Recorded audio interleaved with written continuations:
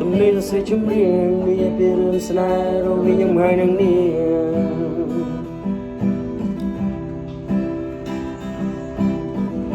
អង្គុយនៅមាត់ទន្លេទំនេរសរសេរចម្រៀងនិយាយពីរឿងស្នេហ៍រវាងខ្ញុំហើយនឹងនាង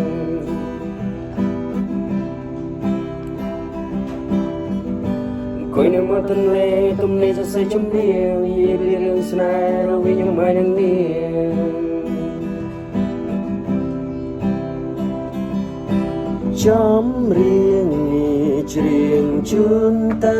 អិចឲ្យអូនស្ដាប់កំសាន្តពេលនៅចិត្តសង្សារថ្មីចំរៀងនេះច្រៀងជូនទៅអិចឲ្យអូនស្ដាប់កំសាន្តពេលនៅចិត្តសង្សារថ្មីចំរៀងនេះច្រៀងជូនទៅអិចអូនស្ដាប់កំសាន្តពេលនៅចិត្តសង្សារថ្មីចំរៀងមុនមកច្រៀងជូនអូនចំរៀងជូនដល់សង្សារស្ងួនសូមកំចាក់ស្ដាប់ពេលដែលនៅចិត្តវាប្រយ័ត្នតែវាឈឺខ្លាំងសូមមិនណែងបែកគ្នា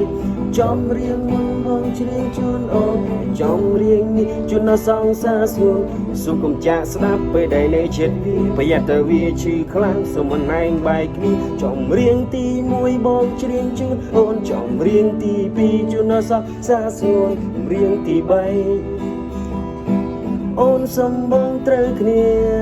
ចំរៀងទី1បងច្រៀងជូនអូនចំរៀងទី2ជូនដល់សង្សារស្ងួនចំរៀងទី3អូនសំបងត្រូវគ្នាណាណាណា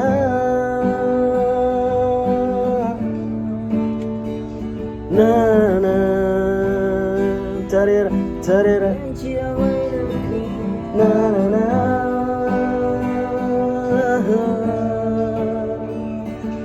I said, no, no, no, no.